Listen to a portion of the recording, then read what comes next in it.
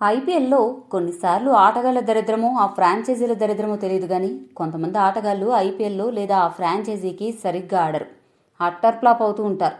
అదే ఆటగాళ్లు వేరే టోర్నీలో లేదా వేరే ఫ్రాంచైజీకి అద్భుతంగా ఆడి సూపర్ హీరోలుగా మారుతూ ఉంటారు. అలాంటి సంఘటన తాజాగా ఒకటి చోటు చేసుకుంది. ఐపీఎల్ 2025లో ఢిల్లీ జట్టు ఆస్ట్రేలియా ఆటగాడు జేక్ ఫ్రేజర్ మెగ్గర్క్ను ఏకంగా 9 కోట్లకు కొనుగోలు చేసింది. ఎన్నో అంచనాలతో ఓపెనర్గా మెగ్గుర్గ్ ఎరగదీస్తాడని ఢిల్లీ జట్టు కలలు కంది. ఆ అంచనాలను తలకిందులు చేస్తూ ఢిల్లీ ఆశను గంగపాలు చేస్తూ ఐపీఎల్ 2025 సీజన్లో దారుణంగా విఫలమయ్యాడు. ఢిల్లీ క్యాపిటల్స్ తరపున 6 మ్యాచ్లు ఆడిన మెగ్గర్క్ 9.17 సగటుతో కేవలం 55 పరుగులు మాత్రమే చేశాడు. దీంతో మిగిలిన మ్యాచ్లకు అతన్ని జట్టు నుంచి తప్పించారు. అయితే మేజర్ లీగ్ క్రికెట్ 2025 సీజన్లో సంచలనం చోటు చేసుకుంది.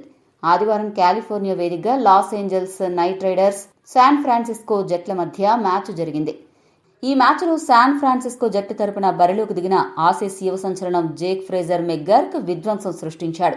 ఫస్ట్ డౌన్లో బ్యాటింగ్కు వచ్చిన మెగ్గర్క్ ప్రత్యర్థి బౌలర్లను ఉతిక ఆరేశాడు. క్రీజులో ఉన్నంతసేపు బౌండరీల వర్షం కురిపించాడు.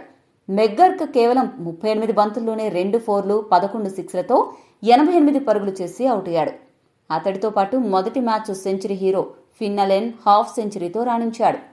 ఈ మ్యాచ్లో శాన్ ఫ్రాన్సిస్కో నిర్ణీత 20 ఓవర్లలో 8 వికెట్ల నష్టానికి 219 పరుగుల భారీ స్కోరు సాధించింది. 220 పరుగుల భారీ లక్ష్యంతో బరిలోకి దిగిన లాస్ ఏంజల్స్ నైట్ రైడర్స్ 19.5 ఓవర్లలో 187 పరుగులకే ఆలౌట్ అయింది. 32 పరుగుల తేడాతో శాన్ ఫ్రాన్సిస్కో గెలుపొందింది.